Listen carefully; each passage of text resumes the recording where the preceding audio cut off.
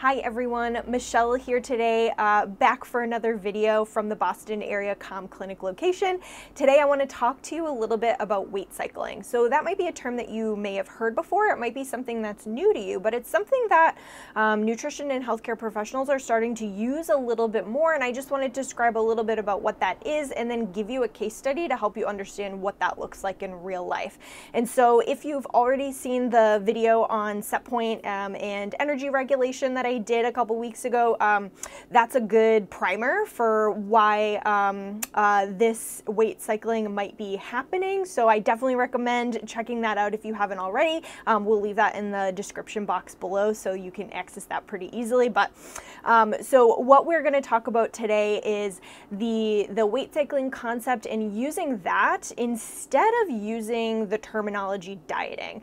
And the reason that we're moving away from the word dieting and over to weight cycling is because weight cycling is a better explanation, or it captures better what the experience of dieting really is. So dieting, when we think of that, what we're thinking of is any way that somebody is going to change or alter their food intake to reduce overall intake, eat less with the purpose of weight loss. And that takes on many, many forms. It can be strict calorie counting, it can be over-exercising, it can be other disordered eating behaviors. It can also just be someone who's kind of looking to clean up their diet, eating more whole foods, more plant-based, anything under the umbrella of changing your food with the intention of losing weight. That's what we're talking about with dieting. When we look at dieting in research, what we're learning is that dieting is very much a short-term scenario. What we see is that through calorie cutting, we may see that many people might be successful in lowering their body weight, but most frequently, probably 95+% of the time, what we see is someone is not able to sustain that. And if you, again, hark back to that set point video, you'll know that that's a biological response to not being able to survive at that amount of food. And so we see that the weight over time will actually cycle back up. So we diet, we lose weight, we're able to maintain it. For some people, it's quite a long period of time. For other people, it's a shorter period of time, but at some point, the weight will start to come back up. Typically, it comes up higher than where we started. And then often what will happen is people will feel I've lost willpower, or I'm not as strict as I used to be, or I need to get back to my old lifestyle to lose weight again.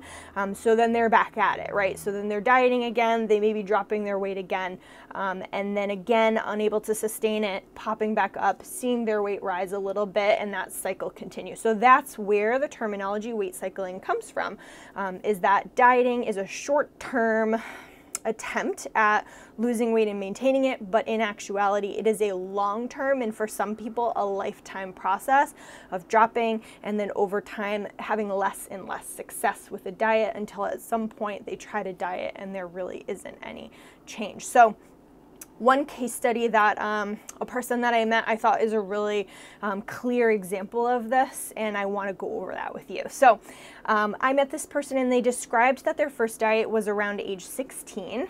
And at that point, that person started dieting through eating 50 to 52% of their nutritional needs and significantly increasing their exercise, as well as engaging in other disordered eating behaviors for the purpose of weight loss, which this person was successful at. So during this time, that person did lose about 30 pounds.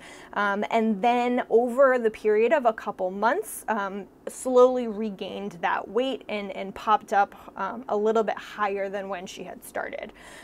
So fast forward 2 years later, this person is at a little bit higher of a usual maintenance body weight, decides that they're frustrated with that and want to go back to dieting. So again, they return to this 50 to 52% of their nutritional needs, crank up the exercise, continue to engage in some disordered eating behaviors, and find that they're successful in losing about 20 pounds.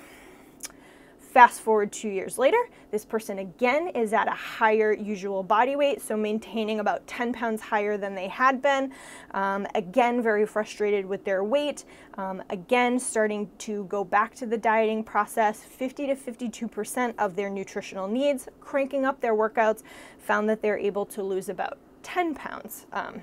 And now are kind of at this lower weight. Within the next year or so, finding that they regained, again, higher probably about 10 pounds higher than what their usual body weight had been prior. So when I finally did meet this person, they were eating about 65% of their nutritional needs, engaging in more exercise, and very frustrated because they were at the highest point in their body weight that they had been up to this point. We're finding that they were significantly dieting, significantly exercising, and were not able to lose any weight. So the treatment for this person, because her metabolism as a result of the dieting had been significantly reduced to about 66% of her recommended or predicted resting energy expenditure. And as a result of that, her stored protein usage, so breaking down her own tissue to fuel her energy expenditure, was also quite high. The first thing we wanted to do is create a prescriptive nutrition plan for her to recover her metabolism and get her out of a catabolic breakdown state.